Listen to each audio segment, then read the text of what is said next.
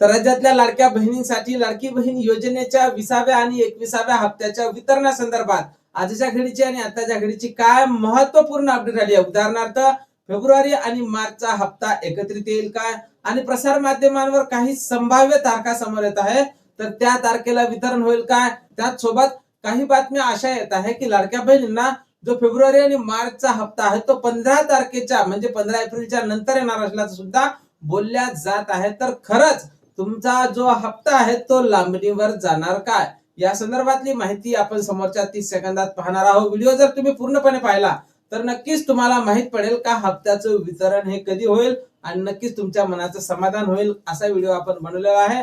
त्यामुळे तुम्ही जर नवीन असाल तर नक्कीच आपल्या व्हिडिओला लाईक करून चॅनलला सबस्क्राईब करा। नमस्कार, मी भाऊसाहेब कोडे स्वागत करतो तुमचं लाडकी बहीण योजनेच्या एका नवीन व्हिडिओमध्ये।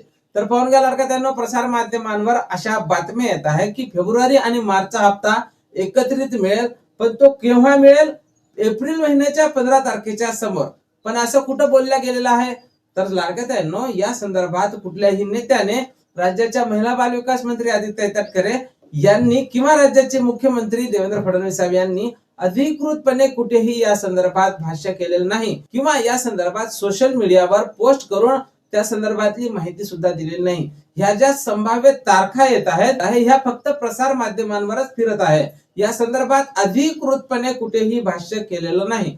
त्यामुळे कसलीही शक्यता ही नाकारता येत नाही। हप्त्याला तर आता विलंब झालेलाच आहे, पण तुमचा जो फेब्रुवारी आणि मार्चचा हप्ता एकत्रित येण्याची जी गोष्ट चाललेली आहे, तर लाडक्यानो तुम्हाला फक्त फेब्रुवारीचा हप्ता येईल असा माझा तरी अंदाज आहे, आणि तो हप्ता तुम्हाला सोमवारच्या समोर सुद्धा येऊ शकते। सोमवारला त्या संदर्भातला एक GR प्रसिद्ध केला जाऊ शकते आणि तुमच्या खात्यावर त्या समोरच्या आठवड्यात शेवटच्या आठवड्यात का होईना पण फेब्रुवारीचा एक हप्ता हा जमा केला जाऊ शकते।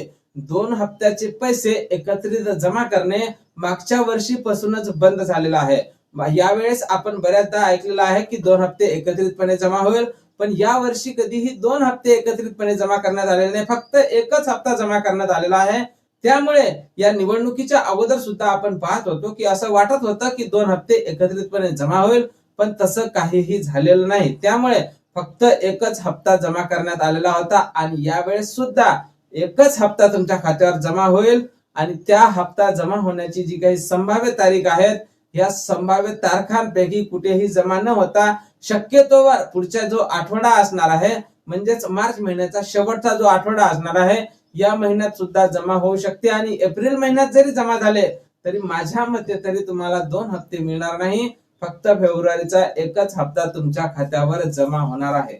आणि या हप्त्याच्या वितरणासंदर्भात जशी काही नवीन अपडेट आपल्याकडे उपलब्ध होईल, नवीन माहिती आपल्याकडे उपलब्ध होईल, आपण आपल्या परीने वरिष्ठांकडून माहिती काढण्याचा प्रयत्न करतच असतो।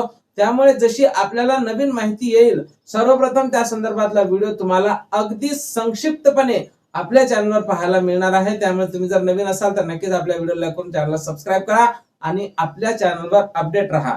भेटूया पुढच्या एका नवीन व्हिडिओमध्ये महत्त्वपूर्ण माहिती सोबत। जय महाराष्ट्र।